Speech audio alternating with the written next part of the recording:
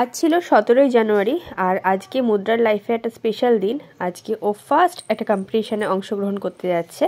Competition ঠিক বলবো না, এটা ছিল শিশু উৎসব। আমাদের খড়দায় শিশু উৎসব হয় প্রত্যেক বছরই, এবছরও হচ্ছে আর সেখানে ও যাচ্ছিল। এটা ছিল 55তম বছরের শিশু উৎসব। আর এখানে দেখতেই পাচ্ছ প্রচুর লোকজন এসেছিল। এখানে 100 জনের ওপর বাচ্চা এই উৎসবে পার্টিসিপেট করেছিল। আর ওদের গ্রুপে ছিল 35 জন।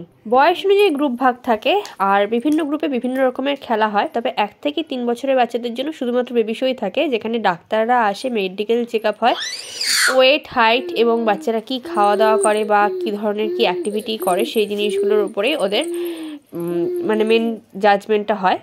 এছাড়া এই বয়সে কি কি টিকা দেওয়া হয়েছে বা দেওয়া দরকার বা কী ধরনের ভিটামিনস বা আয়রন ড্রপস ওদের দেওয়া দরকার সেসব ব্যাপারেও বলে দেওয়া হয়। তো এটা ছিল বিদুষীর কার্ড, ওর A488 ছিল ওর ব্যাচ নাম্বার। এই অনুষ্ঠানে 3 জন ডাক্তারবাবু এসেছিলেন, তার মধ্যে 2 জন ছিলেন চাইল্ড স্পেশালিস্ট আর 1 জন ছিলেন এনআরএসের ডাক্তার। আগেই বলে রাখি, আমার মেয়ে কিন্তু এখানে কোনো প্লেস পায়নি, ফার্স্ট সেকেন্ড থার্ডের মধ্যে কিছু হয়নি। আর জেতাটাই বড় কথা নয়, আমার কাছে মনে হয় অংশগ্রহণ করাটাই বড় কথা। এখানেও এসেছিল, সারাদিন ছিল, একটা মেডিকেল চেক আপ হলো। আর এই মেডিকেল চেক আপ থেকেই জানতে পারলাম যে ওর 7 মাস বয়স, এখন ওর আয়রন ড্রপস চালু হয়ে যাওয়ার কথা, কিন্তু সেটা এখন পর্যন্ত ওর চালু হয়নি। সেই জিনিসটাও ডাক্তারবাবু লিখে দিয়েছেন, একটা আয়রন ড্রপসের নাম।